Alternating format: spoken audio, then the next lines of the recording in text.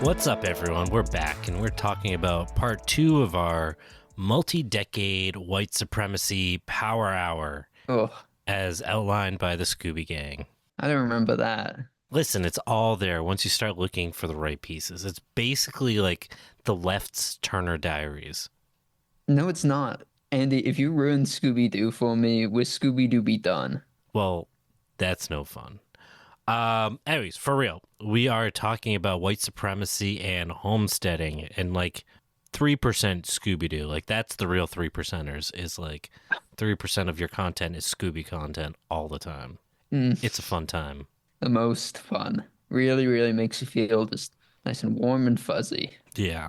Anyways, we left off last episode, as this is a multi-parter, talking about the importance of outbreeding non-whites at the 1986 Aryan Nations World Conference. What, that old thing? That's where we left off.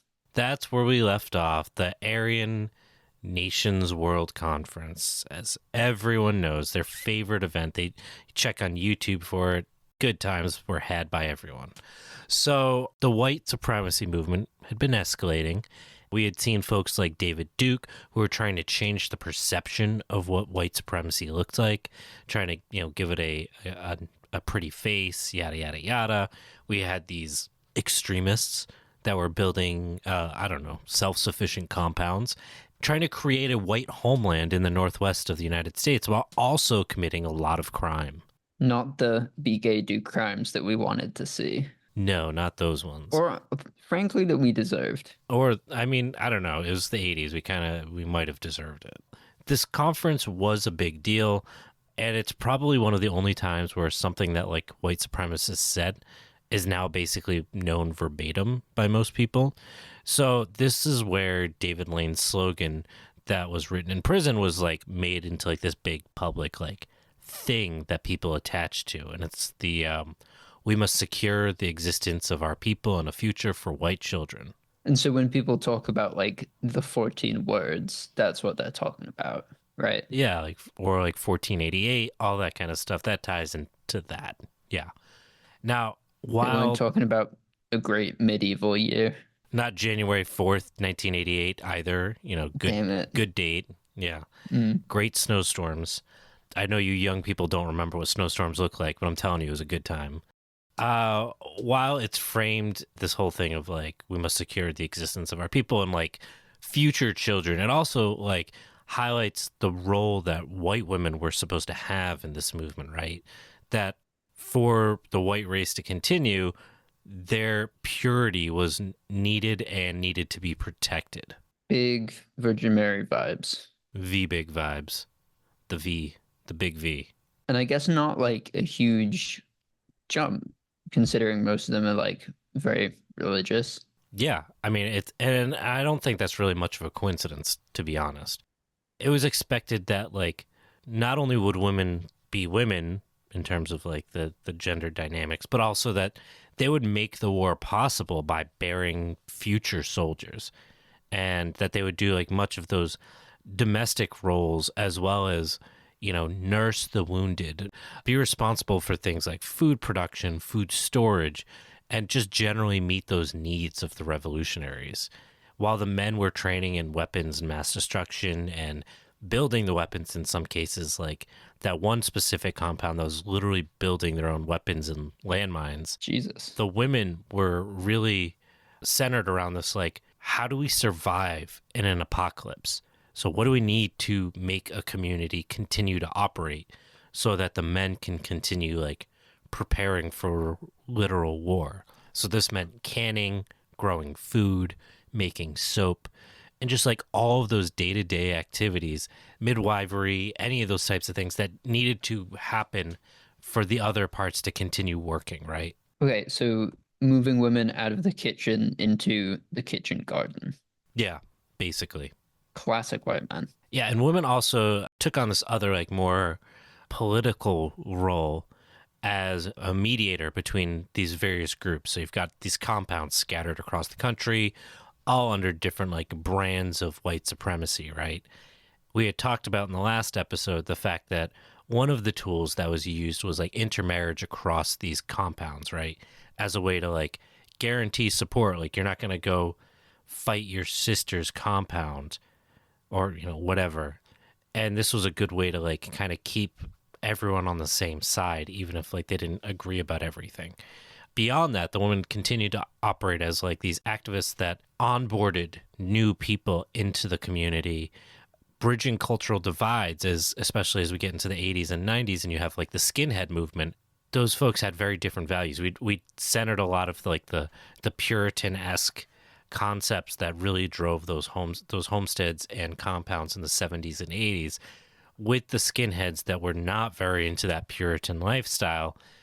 There had to be a way to kind of, you know, we need as many white supremacists as we can get. So this is one way, like, we have to find a way to make that community work with our community. They had this really important role in, like, keeping everything working. Now, the women themselves, they didn't all come from, like, communities where they were doing this stuff. So the solution was a magazine that was created called the Christian Patriot Woman. And this was published pretty regularly from throughout the 1980s, the late 1980s, by a woman named June Johnson. And she was a homemaker in rural Wyoming. Christian Patriot Women, I tried to find a copy of this magazine. Doesn't exist. I'm definitely on a few new lists for searching for it. Mm-hmm. It framed its message with like the classic, like almost like trad wife mentality of like the divine feminine, yada, yada, yada kind of thing, while pairing that with like very practical information for like survivalist homemaking. In a lot of ways, it kind of filled the same role as like the Mother Earth magazine did for the Back to the Land movement in the early 1970s, where it was like basic education across a number of homesteading skills. And it was all under this guise of like, when the apocalypse comes, you're going to need to be able to do these things. And if you've never done it, we're going to take you from step one to where you can do this independently. I mean, joke's on them. Mother Earth News was basically already flirting with fascism. It was kind of redundant. Yeah, basically. But I think it was in this magazine, they could be a little bit more explicit about their interests. Now, while the focus was on building these skills for women who had only recently moved to these rural areas, Johnson also included a lot of like content reminding them of like what the greater cause was, this idea of like the upcoming race war. In it, she quotes the Turner Diaries a lot. So, for example, she says, "We must get this knowledge back or we'll never be free of the system," which is directly from the Turner Diaries. She also talks about the expected reality of shortages. So, like, we need to figure out how to do this as fast as we can. And that before these communities are fully self-sufficient, it's incredibly important to hoard store-bought food and clean water. I was going to say buy, but they stole so much shit, I doubt they would have bought it. So she centered this idea of like, how do we prepare for collapse in the near term? And then how do we have a sustainable food system, survival system after that like period of being able to hoard as much shit is over? And like within this conversation was like, again, traditional midwifery, a lot of like of those esoteric type ideas about like macrobiotic diets. A lot of the stuff we think of as like kind of hippie crunchy today was also included, and even including like organic farming, which was explicitly important because it was whole, natural, you know, pure foods and, you know, purity. So what you're saying is if there's like if we're talking about the like crunchy to fascism pipeline, this was like the toilet, this was like the beginning. Yeah, this was more like the burrito before the toilet. Oh, Jesus. Yeah, might be time God. to take a break. Yeah, let's do that. Hey folks, thanks for listening. This is Andy from the Poor Proles Almanac. Hopefully you're enjoying the podcast so far, and right now I'm talking to you from a commercial in a Poor Proles Almanac podcast. I'm sure you're enjoying the show and maybe even enjoying some of our ridiculous ads. We are able to keep our episodes ad-free and keep the lights on here because of support from listeners like you. If you think we're adding valuable perspective to the subjects of agriculture, ecology, climate change, and politics, then please consider giving us some support on Venmo, Ko-Fi, Patreon, or PayPal, all of which can be found at our website, poorproles.com. Please, don't make me go to Jeff for money. Jeffrey Bezos. Jeffrey Bezos.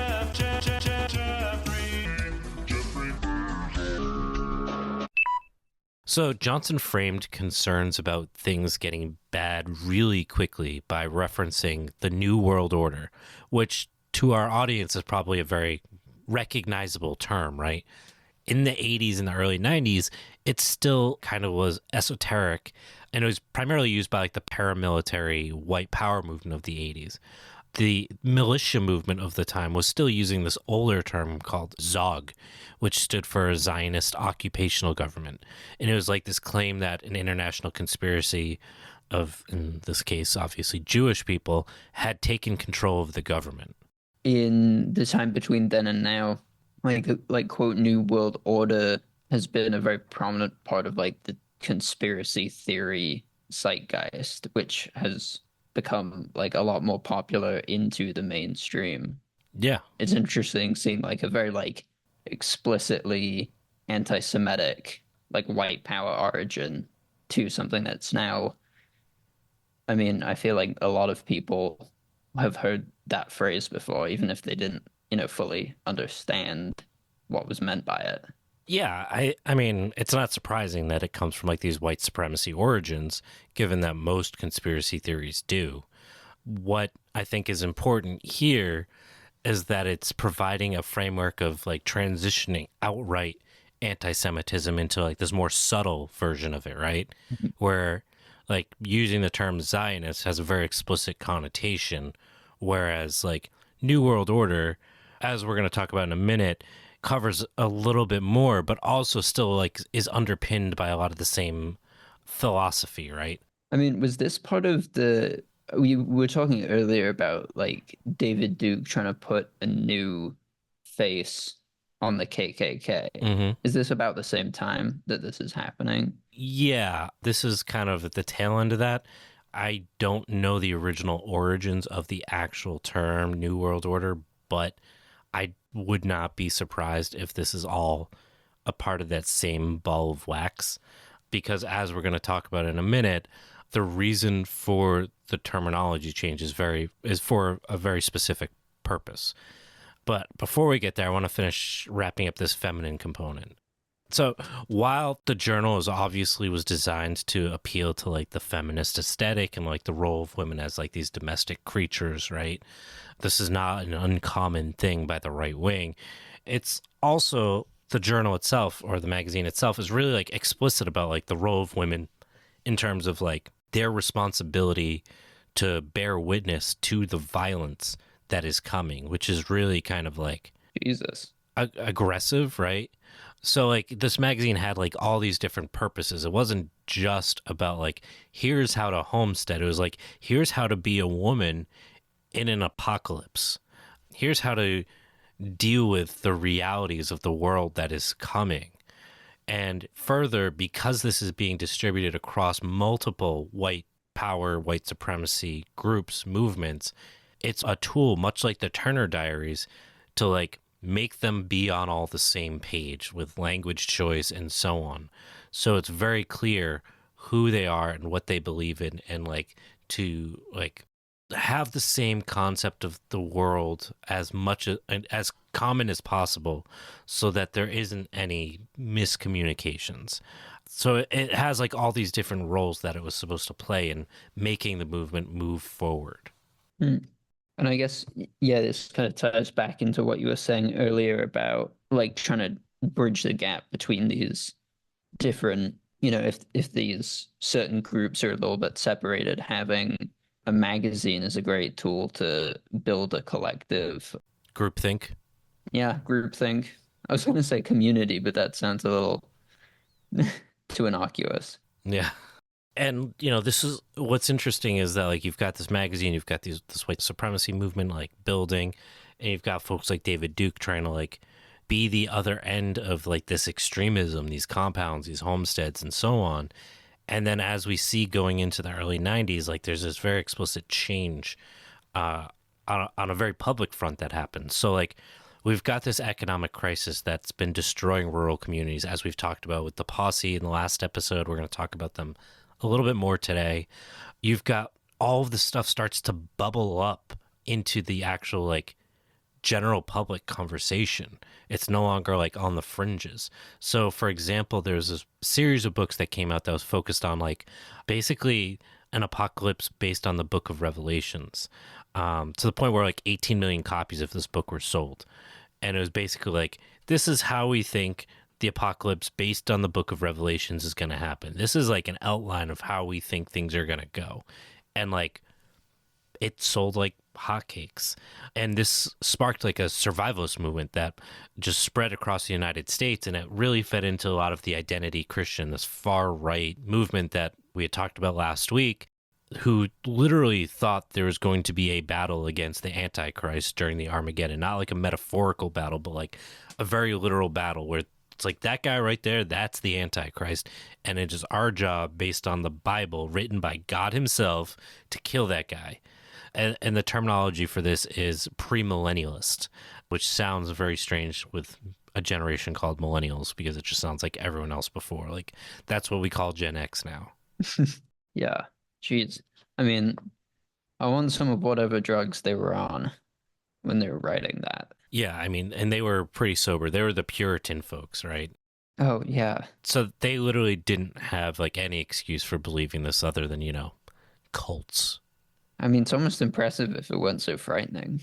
Yeah, so it was around this time, the threat of the Zog, the Zionist, yada yada, this whole like theory that like secret Jewish people ran the world was replaced with this like New World Order.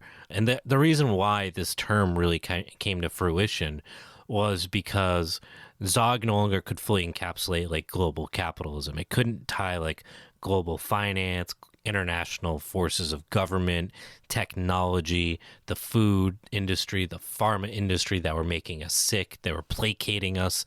They were trying to make white people not want to like procreate.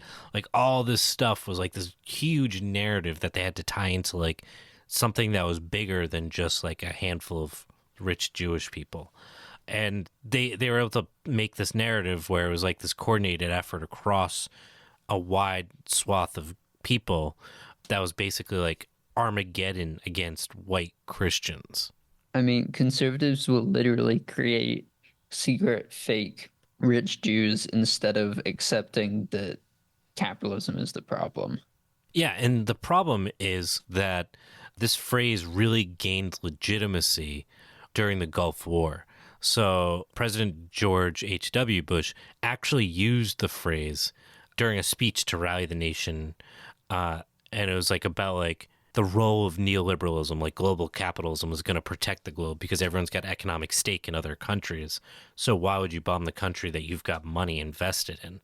Like this very like big like checks and balances system that global capital was going to create, and it was this new world order. And like the second he said it, it was just kind of like, see, I told you. I told you, bro. I mean, I feel like it is interesting that the left and the right do have so much common ground when it comes to like acknowledging the problem is the mega rich. It's just how those people got rich and who they are is the issue. Yeah, and it's not surprising that despite the leftish politics of the Back to the Land movement, that like again, organics, we've covered organics and biodynamics in the past, but like that these terminologies, these practices were so heavily used by both sides, but how it integrates and the parts that they take out of it for their philosophy is like fairly different. Now, these folks, the folks who are talking about the white supremacists, they kind of follow that like the original movement leaders, right? The fascists that like were not the way we think of fascists today. They were just like, we want rural communities to have power and sovereignty and individual sovereignty, and like fuck the immigrants that cause it or cause problems with the system, and fuck capitalism because it's destroying the ability of like rural communities to speak for themselves, right? So like this white supremacy movement ties more into that than like the Hitler-esque version of fascism. Mm. And so, yeah, I guess that's interesting to see like that thread because those original Back to the Landers were kind of working off that like agrarian vision and like especially like slaveholding vision of like rural power. Would that be a fair assessment? Um, Honestly, I don't see in any of the research that I've done any real strong inclination towards slavery. I think it's been an important part of like white supremacy in terms of identity in the United States, I'm but I don't find it as like a fundamental. Go ahead. I was talking about the like original back to the landers that we talked about earlier in the No, I think they were mostly just like because most of them were not actually farmers. They just loved the aesthetic, right? Or they owned massive pieces of land and they almost like had a feudal system for it. It wasn't necessarily slavery. The slavery component of white supremacy, as we think of it in the United States, is very unique in terms of like how we relate to and how white identity in terms of white supremacy leverages it for its own identity. It's very unique and uniquely fucked in a lot of ways. But like even with like the Southern agrarians, which I was really hoping to talk about more in this episode, but like stuff had to get cut to not turn this into like 3 episodes. Their whole thing was like, well, slavery actually disconnected the white man from the landscape and actually did them damage, remember? Oh, that's right. Yeah. Like the way that the white supremacy of like that like agrarian utopian Jeffersonian type vision, it's centered actually having a physical relationship with the landscape, and using something like slavery removed a lot of that.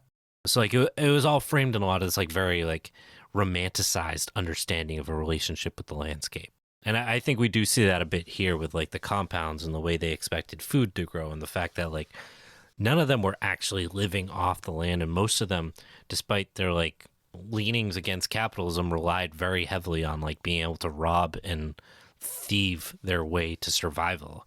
Very little of their survival was based on their actual capacity to do stuff. Right. So like there was this like split in the organics movement and even within the right about whether organic is like bullshit conspiracy by the government or if it's like the purity necessary for good health and like where we see this like crunchy to alt-right pipeline. Yeah, and like if you do like a Google search for like organics right wing, you'll see both sides of it. You'll see the like big food, big pharma is out to get you. They don't want you to know that food is medicine, the whole pharmacy with an F kind of thing, right? And then you've got the other side of things where it's just kind of like organics is a liberal ploy to starve you or something, or to like make food more expensive for you. And they just want you to spend more money because the rich liberals want to communize America by giving more money to the rich because they have no fucking clue what they're talking about, right? And that is a interesting conversation that we won't have time to really unpack here, but it is something I think that would make sense to talk about at some other time. So you know what that means, folks? It's going on the list. Woo! Yeah, so like I said, this whole transition of how the right was engaging with all of this, with politics, with food systems, with how it identified the problems of society, was a very explicit attempt to kind of reshuffle the things they were concerned about and what their strategy was for this long-term, like, Armageddon, right? They wanted to decenter Jewish people in this broader international conspiracy because, well, white Jewish people are better than brown non-white people in the Middle East, right? And part of this, as we're going to talk about, is because Israel is very important from a Christian identity perspective, despite the fact that it's a Jewish state.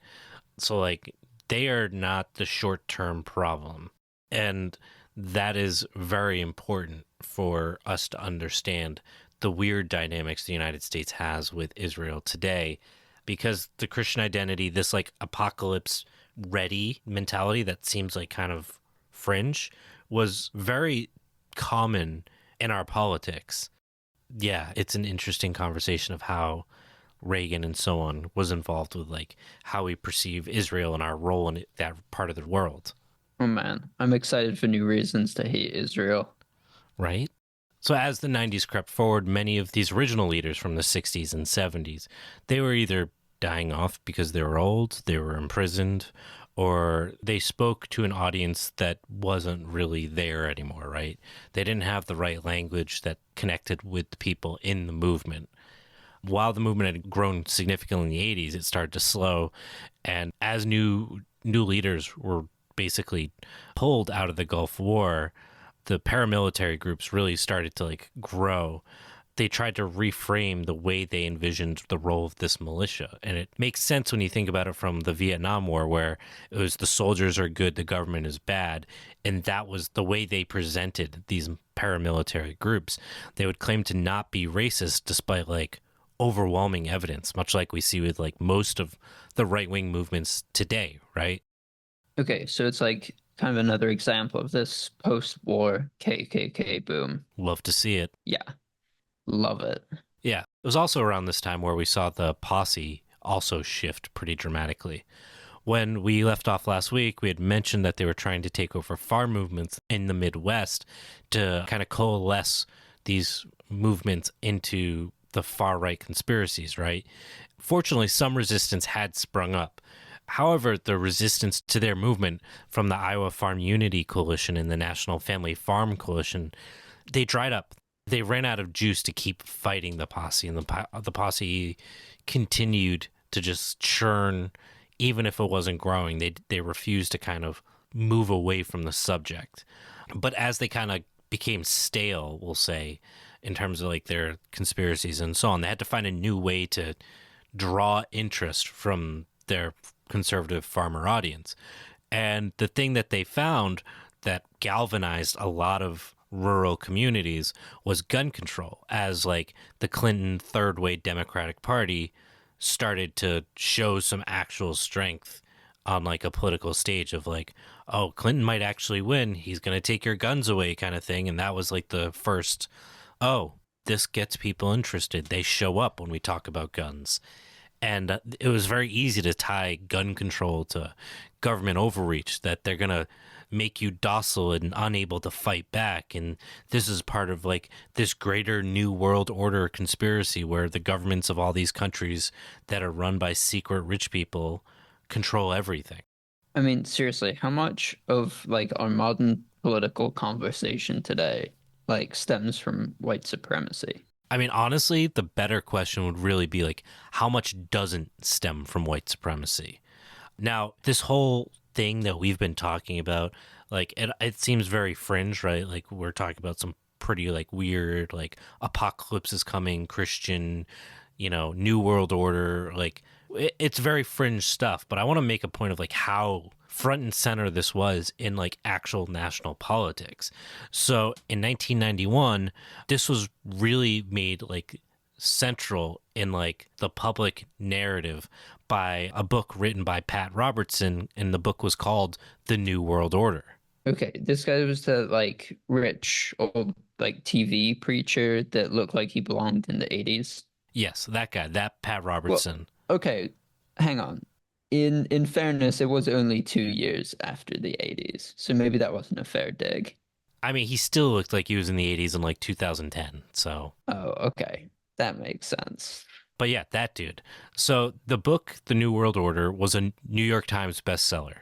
And it basically legitimized all these like bizarre conspiracy theories. We talk about like the QAnon movement. Like, how did the QAnon movement become like so acceptable by otherwise reasonable people, right? Like, what legitimized a lot of the insanity behind the QAnon movement?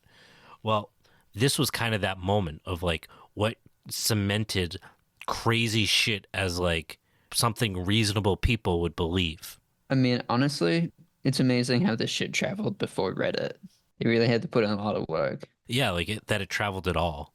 Like, can you imagine like the amount of effort to make a magazine in the 80s to be like, there's secret lizard people that run the world? Yeah, Like, honestly, that's a lot of effort versus like making some fucking memes or some shit, right? yeah, that sounds hard. I want to make a magazine. Yeah.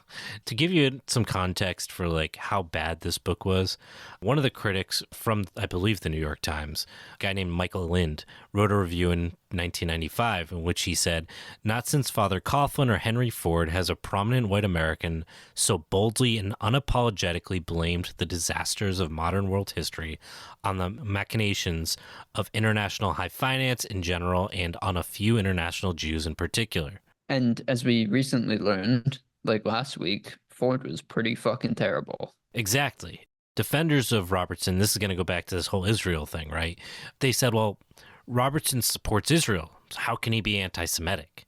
But his support of Israel is based in his fundamentalist Christian beliefs because he believed in dispensational premillennialism, which, as I started talking about earlier, is like this very specific interpretation of the Bible that basically states that Jewish people must return to their homelands for Jesus Christ to return to earth.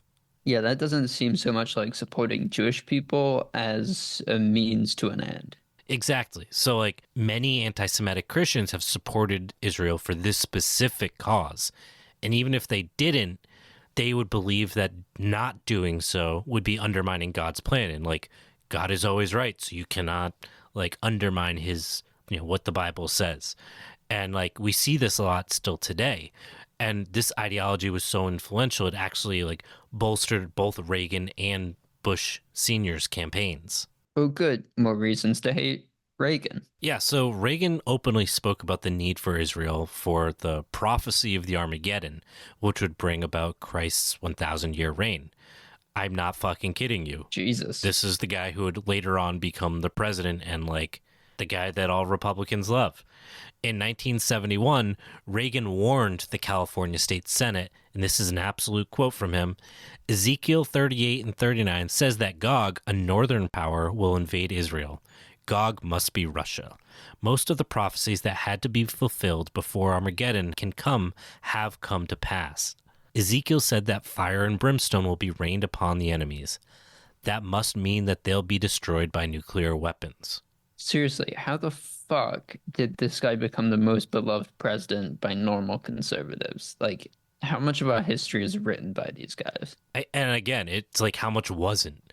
This ideology of, like, the coming apocalypse and the role of, like, compounds and homesteads paired with this, like, vision of people living, like, these Puritan lives. This all materialized around, like, the role of the white woman as the, like, epitome of purity that must be protected, the Virgin Mary, right? And the need to protect white women wasn't just framed out of, like, this narrative of reproduction, but also, like, this trope of, like, the hypersexualization of ethnic groups, and that, like, white men are by de facto these protectors of white women. Like, I must protect the women, it's in my DNA. And my children's DNA. And this is, like, a narrative that we see repeatedly as, like, a rallying cry for white men from, like, when we see the murder of, like, the survivalist homesteader white supremacist Vicki Weaver at Ruby Ridge in 1992, which validated this need of, like, hey, see, we need to protect the purity of white women or the government will kill them and we need them to repopulate the planet, to the Waco standoff in 1995. Now, these moments in history give, like, new life every time they spring up to this movement because it allows these new leaders to be able to say, like, see what the government's doing? This is why you need us. It can rebrand those values in order to continue, like, recruiting more followers. Yeah. And so for folks not familiar with Ruby Ridge and the Weaver family, the short of it is that her husband, which I can't remember his name, just off the top of my head. I think it's Richard Weaver, or Robert, one of those. R. Weaver. Either way, he sold a sawn-off shotgun to an ATF agent, so they went to go get him. And during a 10-day standoff, snipers attempted to kill Randy Weaver, who was his son. And they also murdered Vicki Weaver while she was holding their, like, child. Yeah, not a good optics moment for the government. Not a terrible optics moment for the U.S. government in the 90s. Yeah, they went through a string of them. Fun fact, the guy that killed Vicki Weaver, his name was Lon Huchi.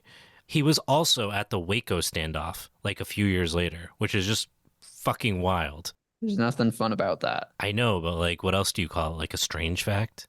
I mean, you could. Yeah, you could, but it just sounds weird. Shortly after Ruby Ridge, one of the leaders of the movement, a guy named Pete Peters, which sounds like a made-up name and might have been a made-up name, he published a pamphlet titled The Bible, Handbook for Survivalists, Racist, Tax Protesters, Militants, and Right-Wing Extremists. Some light reading. Yeah, so this pamphlet was foundational in the white supremacy we see today. So we've seen this, like, narrative kind of change, right? With the New World Order, the reframing and refocusing of what white supremacy is, this like very public PR side of things that's like, no, we're not white supremacists. We're just paramilitary people that are like afraid about the government infringing on our rights, right? So we see this like evolution of white supremacy. And what this pamphlet does is it centers paramilitarism and self-determination as this thing that they want to exist outside the New World Order.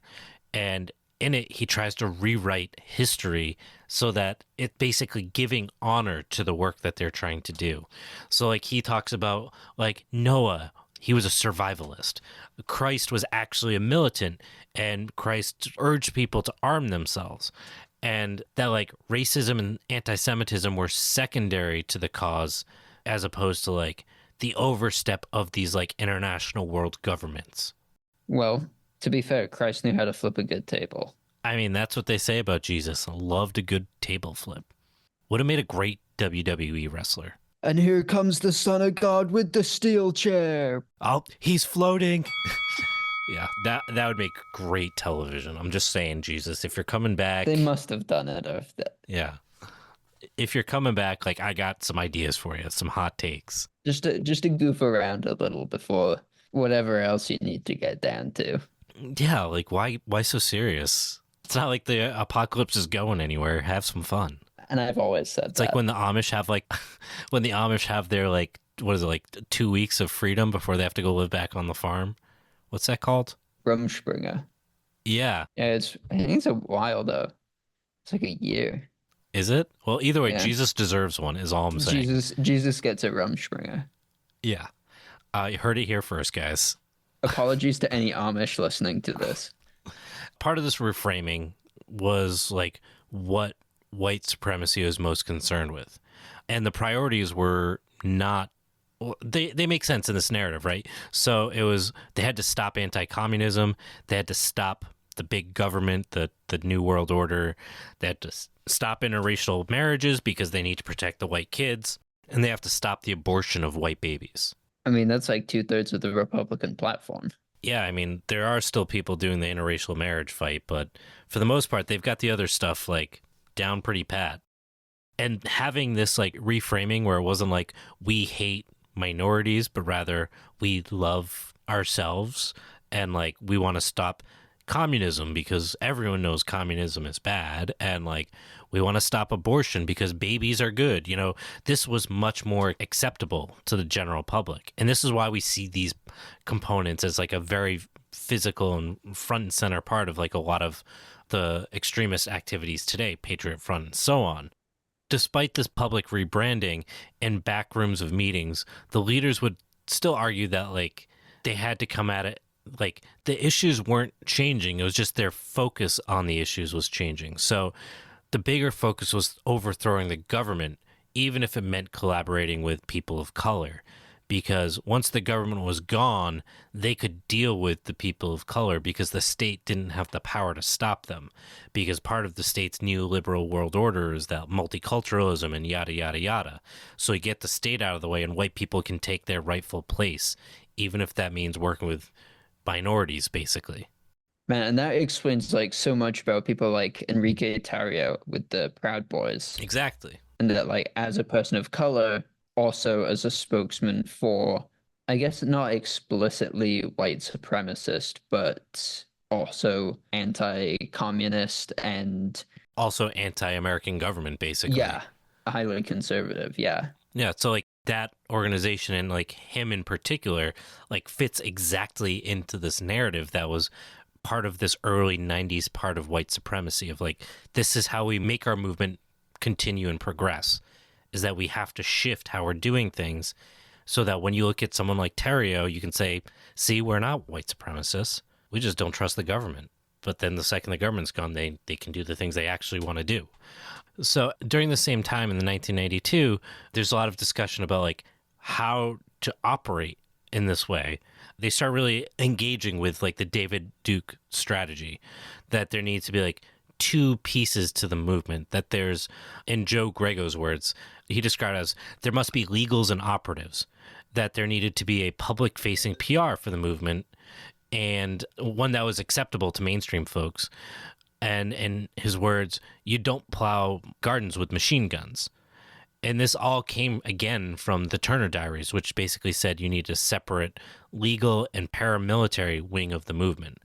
Like direct recruiting could only be done by the legal units and then funneled later on to those paramilitary movements in order to keep those two movements separate. So when the radical side would do things, it wouldn't blow back on the legal side. So you've created like a funnel, the Crunch It All Right pipeline. This was like the PR white supremacy to militia pipeline. Okay, and so like within the context of American politics, this does explain a lot of the like tiki tortures and the like white collar white supremacists, because it makes the movement more like palatable and like socially and financially conservative, and offers a way for people to get like deeper into the rabbit hole like through social media today. Yeah, we see this to go back in time. Like I mentioned, like Waco is another like white supremacy movement, or was kind of tied into this. So what makes Waco really interesting is that it was a multiracial community that was focused on collapse and apocalypse, right? They thought that the second coming of Christ was already happening and that their leader was the second coming of Christ, and that like apocalypse was, on the brink. Now, while they fully and openly accepted people of any ethnic group, it still had a history of organizing with white power movements and was actually an active Klan chapter in 1986, less than a decade prior to when the siege on Waco. Unsurprisingly, despite it being a multicultural like place, right? The funding newsletters for like white supremacy movements would focus on like one of the 14-year-old girls that was killed. This particular newsletter shared the caption, "Why We Fight," which again ties back into this greater conversation about like the purity of white women in the white power movement, how that feeds into like this homesteading compound component. It's like really, really fucking dark, but it helps tie all these things together. And we're not done yet. But we will take a quick break. We'll be back in a minute with the final chunk of this very, very depressing content. Thank you, listeners. Hey, we're taking a quick break in the episode to remind you that you can get a whole lot more information from poorproles.com. On our website, we have access to our supplemental reader for the podcast, which provides more depth and context as well as thorough citations for all of the stuff we talk about in the show. You can also sign up for our newsletter, which updates you about limited releases, such as various nursery stock that we sometimes sell through the Poor Proles website, as well as updates about new merch that we have.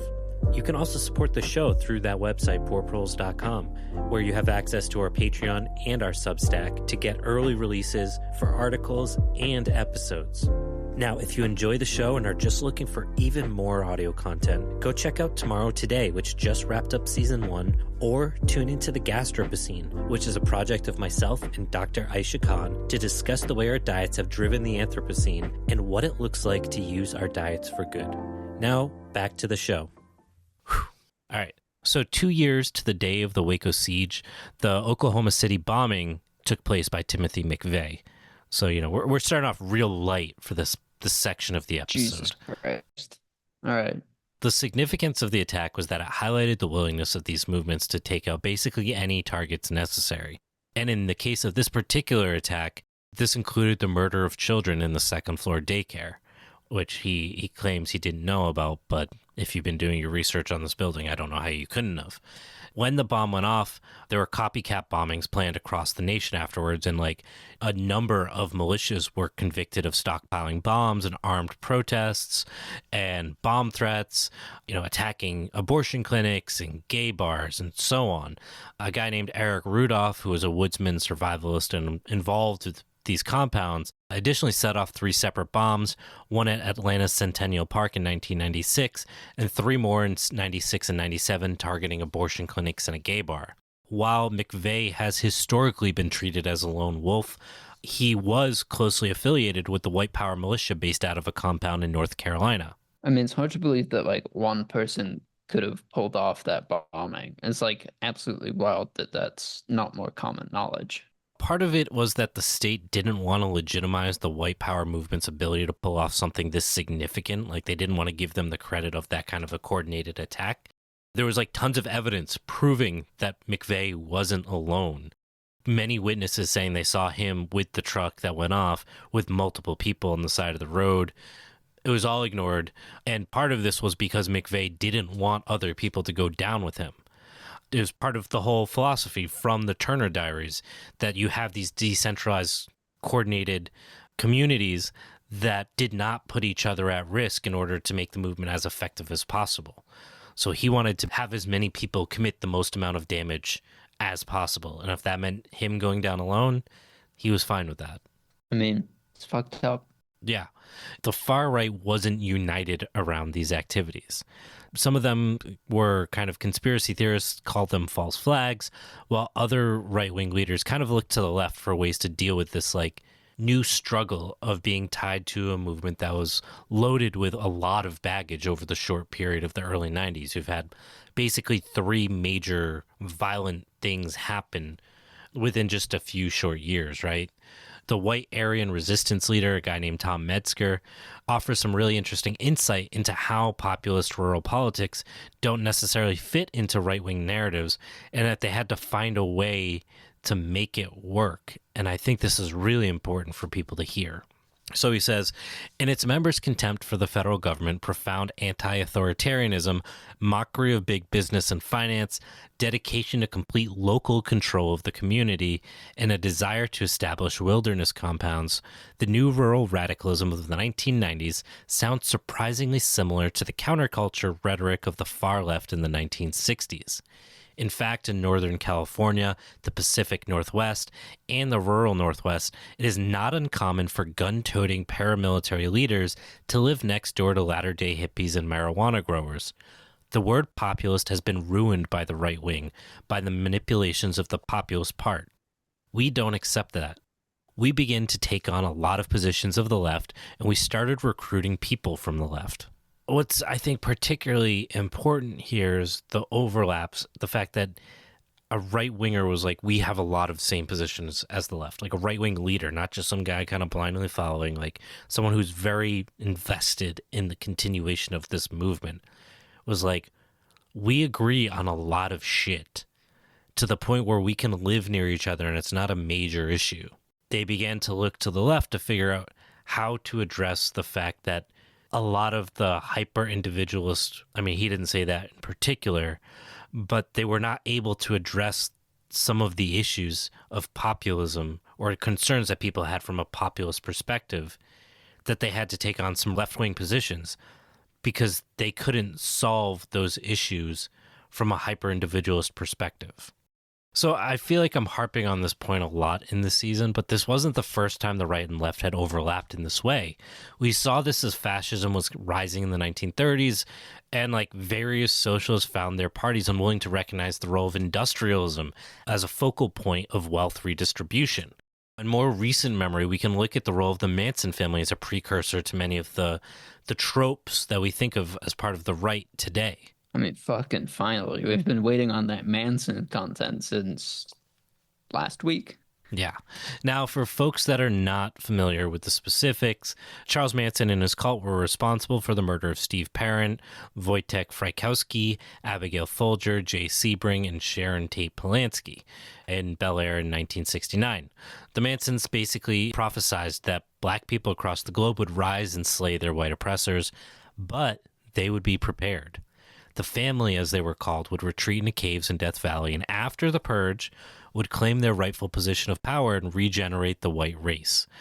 At the murder scene, they attempted to draw a bloody paw print on the wall in an attempt to implicate the Black Panthers and to basically instigate the Black Uprising. So, like, that's gotta be a tough sell, maybe. Especially, like, a paw print, that seems unspecific. Well, yeah, I was thinking you meant more like, oh, hey, there's 20 white people left. We're going to repopulate the world, and all these black people are just going to, that just killed all of the white people, are going to let us live. Mm-hmm. Like, that's the part that I'm like, you didn't think this one through, did you? I wonder how much food they had to stocked up in these caves. In these so-called caves. The interesting thing here about the Mansons and why I want to talk about them is because they were celebrated from both sides for different reasons. The white supremacists celebrated the Mansons because they chose prominent Jewish figures and for their belief in like the white man reclaiming proper control of the world. Now, socialists celebrated the Mansons for like murdering the rich.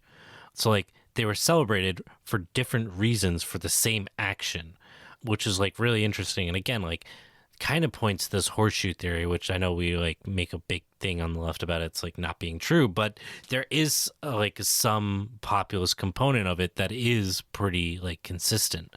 The idea of bringing groups of people together for a deliberate purpose was the foundation of the Back to the Land movement, and that's where a lot of the Manson family dynamics and community itself kind of emerged. So they were operating the darkest timeline. Yeah, basically.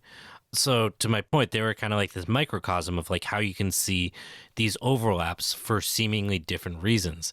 And it does help us understand the evolution from like distrust of the financial industry and the New World Order to like distrust of vaccines and FDA foods and things like that we get from both the left and the right. That the left also can very often be distrustful of these same issues, but the logic behind it is very different. It also helps us understand how we end up seeing like this crunchy to alt-right pipeline get filled with like followers hoping to do the best thing for themselves and their families. Okay, so are we finally getting into the modern right-wing crunchy movement? Yeah, we're getting the crunch. Like the granola is finally coming out of the oven.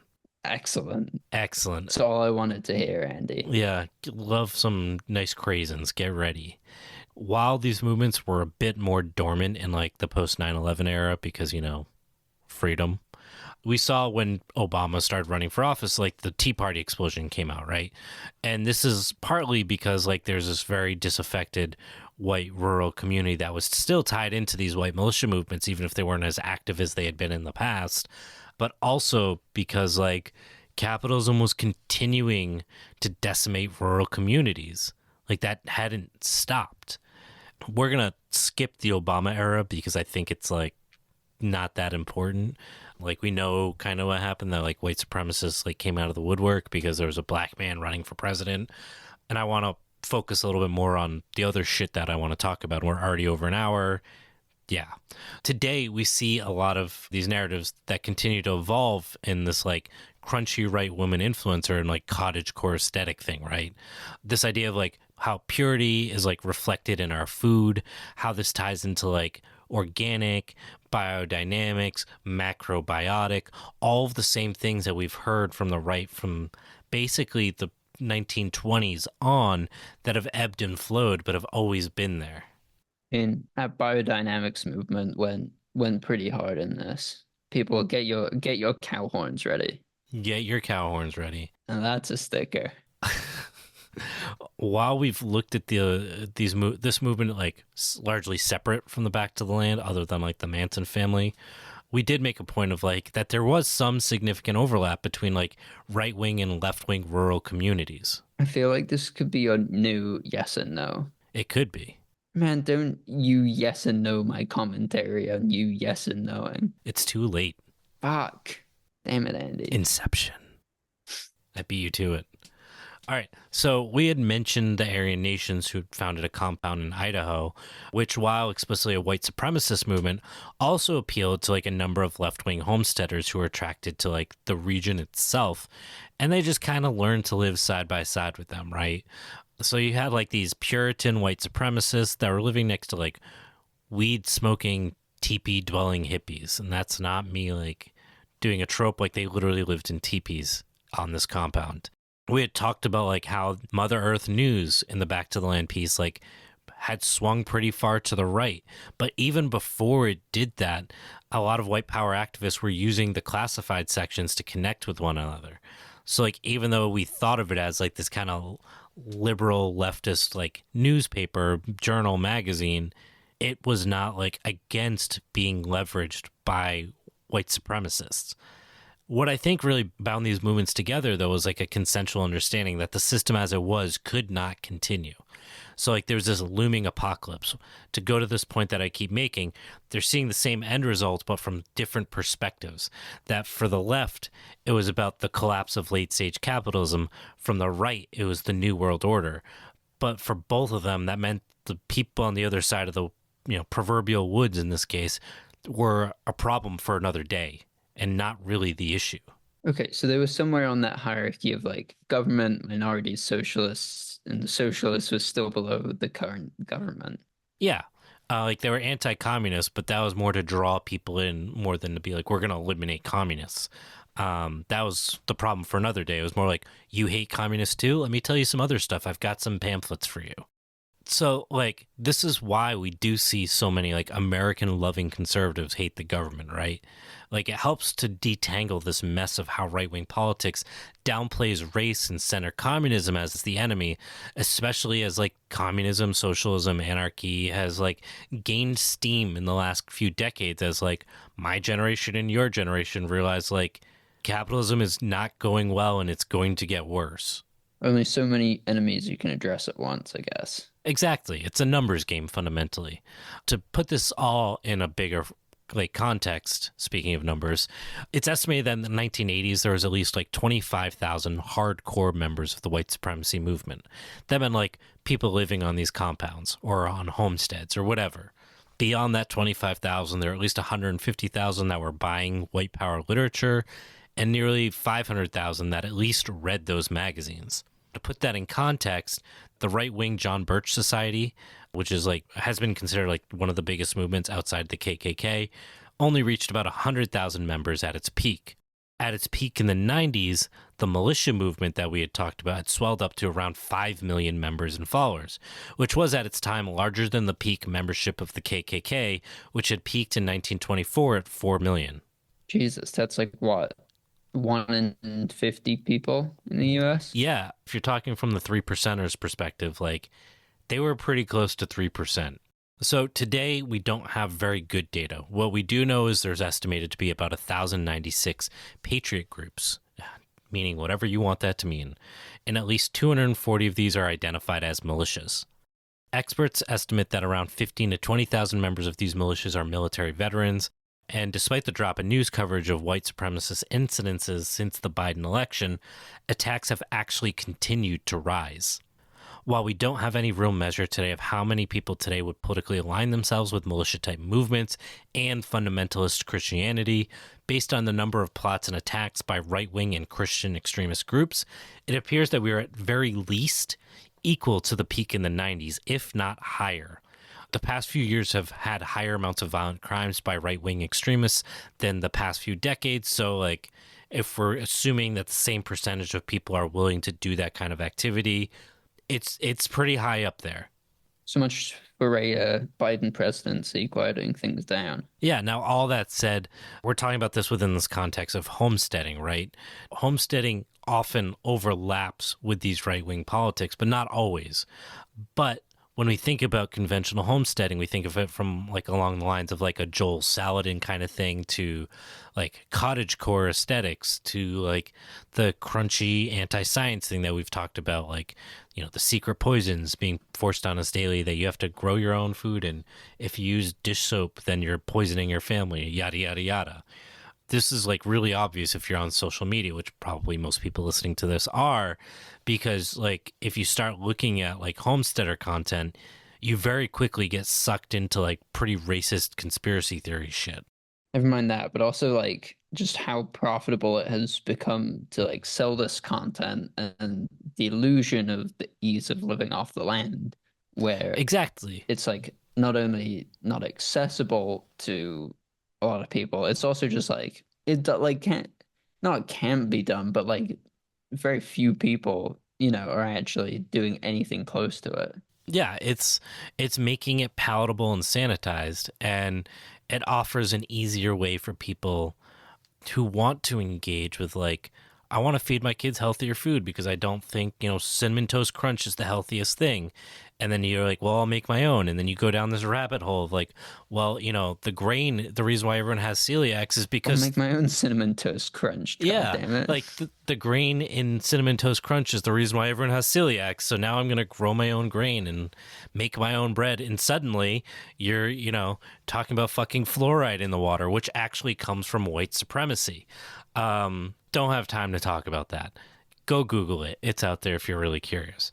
But the whole point is that you can go down these rabbit holes very easily from trying to access this content with well-meaning purpose, right?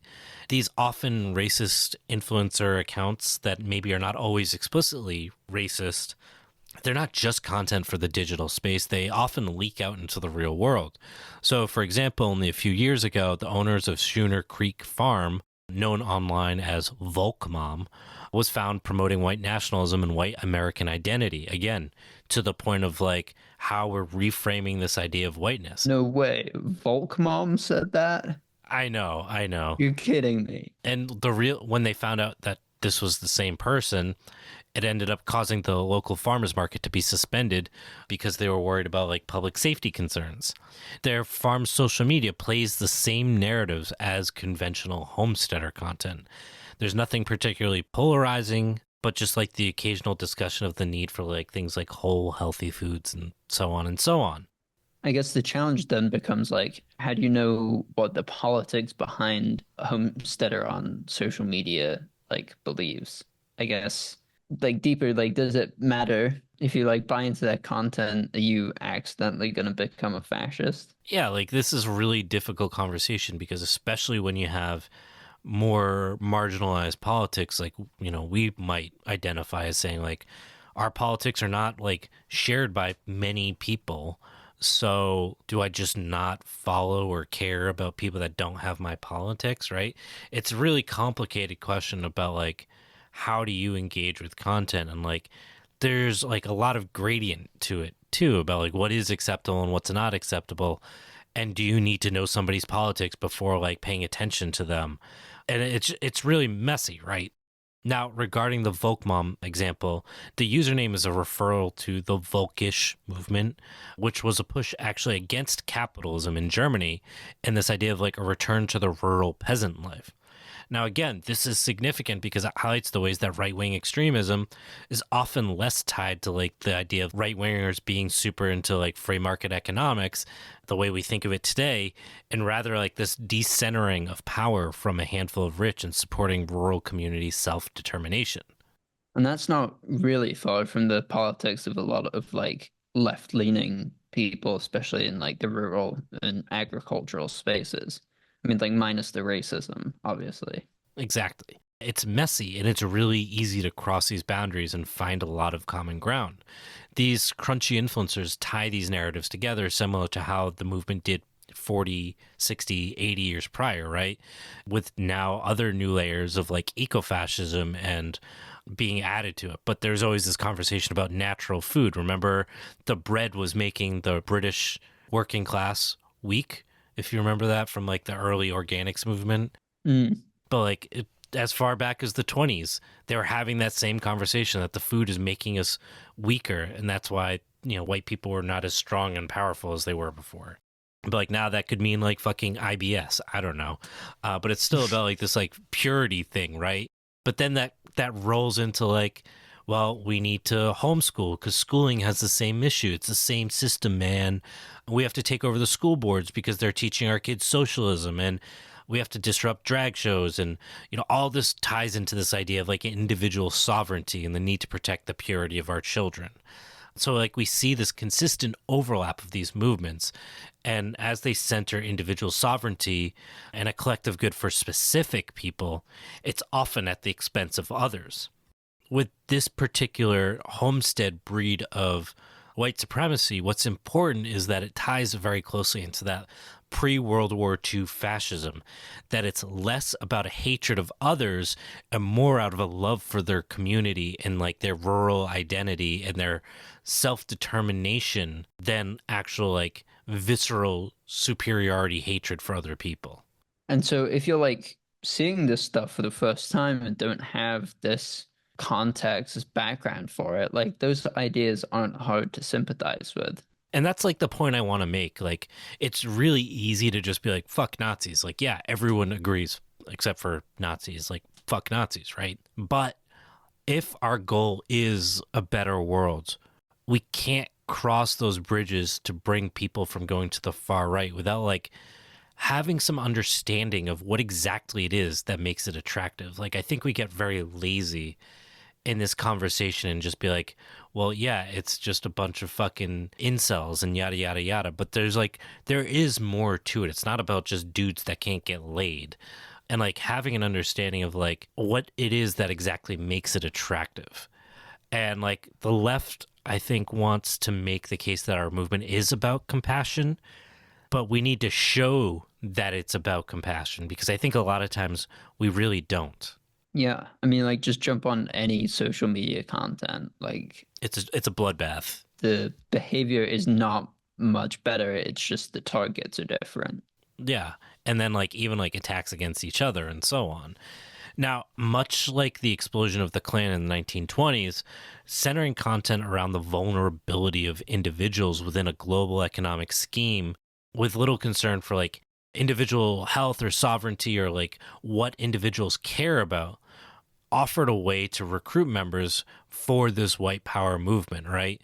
June Johnson's homesteading magazines that proliferated across white supremacy compounds in many ways like reflect that social media of homesteading today, right? Which, you know, it offers ways to engage with traditional lifestyles from like trad wives who focus on whole foods and clean living to men showcasing like simple ways to live off the land. And a lot of this appeals to for like we've talked a lot about the women's side of things with like the crunchy pipeline, but also like for men, they're appealing to the reality that it's harder to be a man today because the rules are much different than in the past. And for like many men, particularly white men, trying to figure out how to navigate these new rules without like clear instructions because you're not just following what your dad did anymore. Like that's not the way you learn to be a man today. Like those rules don't really apply, right? And that's fine. That's okay. But it's more difficult for that reason.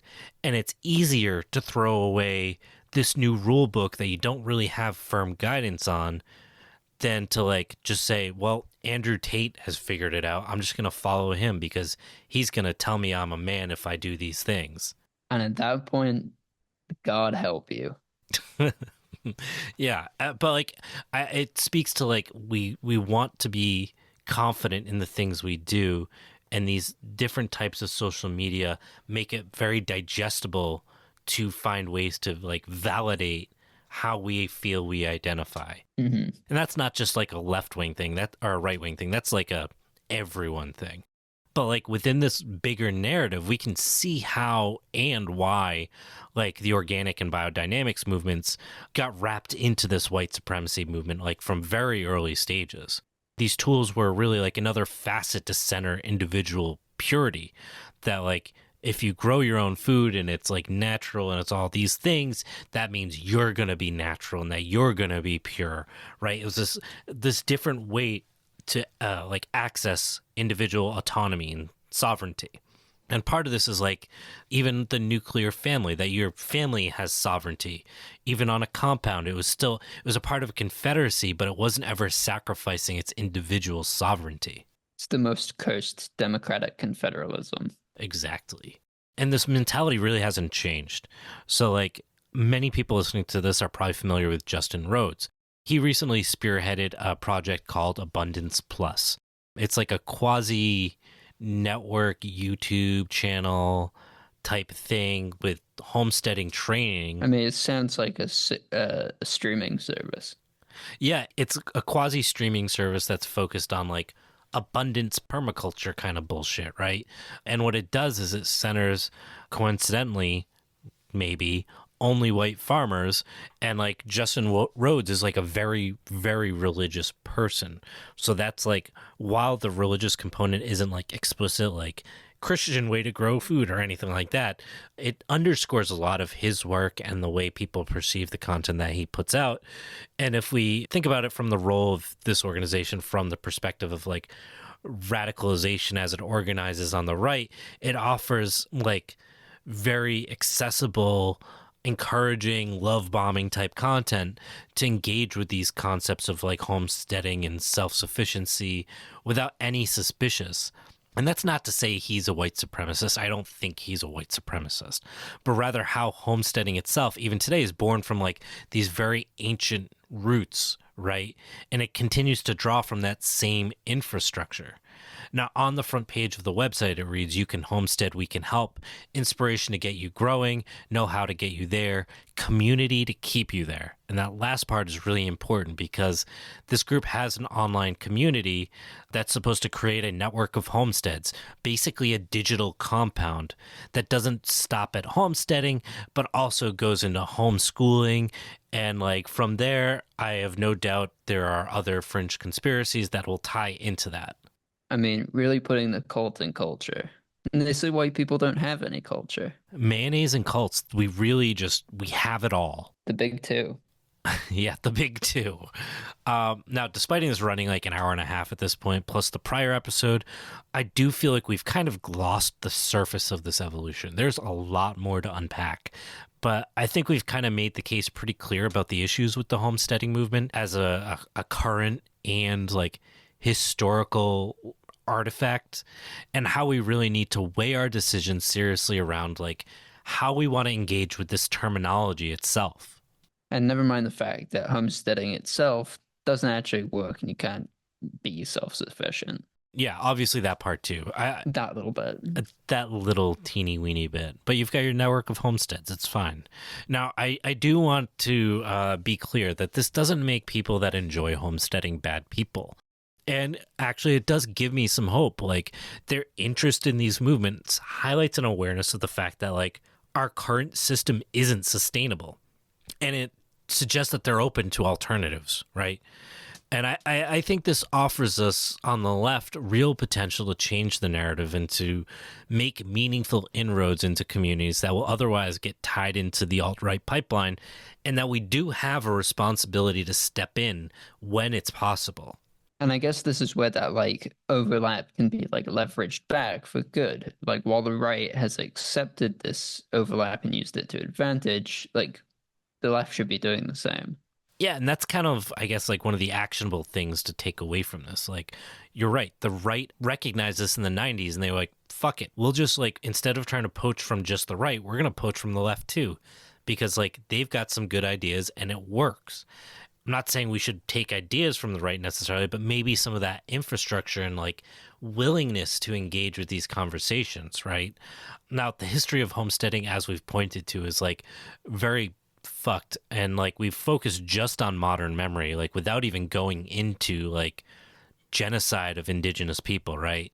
But the draw to it usually comes from like a fairly good place or a place of fear or vulnerability. And I think it's about us trying to like tap into that concern about the current state of things to try to draw a better solution for us and those people. Like, I think the nudge isn't that hard to do. We just haven't been willing to do it because of like purity politics. Yeah, I think that's a really good point. And that's a really good point. This whole thing. It's a good wrap up. Did you have fun, Matt? Was it everything you hoped it would be? Now fun. Fun. What is fun? Can't remember what fun is since I've been doing this podcast. Good.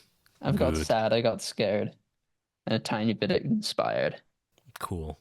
So if you guys enjoyed this two-parter, 2.5-parter, really three-parter, it's almost a threefer that we shoved into two. If you enjoyed it and you want more sources, some more details, go check out the Substack, agroecologies.org. You can sign up there. Yeah.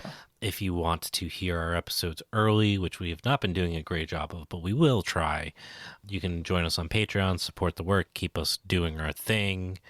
And I think that's about it. We're almost to the end of this series. We got a couple more things to cover, and then we are free. Ooh. Freedom. Free at last. Big free ride. at last. Big ride. So they say. So they say. I will be really interested to see what the feedback is on this because, yeah, it's a hot one. We're gonna get some hate on this one. Yeah, it's a spicy series. But hopefully you guys enjoyed it. I had fun researching it, not because I enjoyed the content, but because it is interesting and important for the way that we decide to talk about this fun stuff. And yeah, my hope is that people don't take away that like you're a shitty person for engaging or wanting to homestead, but rather like, if I'm going to do this, how do I think about the language I want to use? How do I think about like the idea of sustainability? How do I pair this with my other political beliefs and understanding it within this greater context? If you're looking for terminology, I would really recommend like hobby farm is really a nice way to like talk about these things, because I think it's accessible. It doesn't come with the loaded baggage. People know what it means. It's not like you're trying to create a new term. And who can be mad at a little hobby? Yeah, it's just like, a hobby. It is a hobby. You're just doing just having fun. Just having a little joy in life. Ain't nothing wrong with a hobby. Ain't nothing wrong with a hobby. All right, I think we're done here. Hopefully you guys enjoyed this. We'll see you in a week, hopefully, if Matt doesn't quit on me after what he has just experienced. Yeah, see you guys next week. Bye.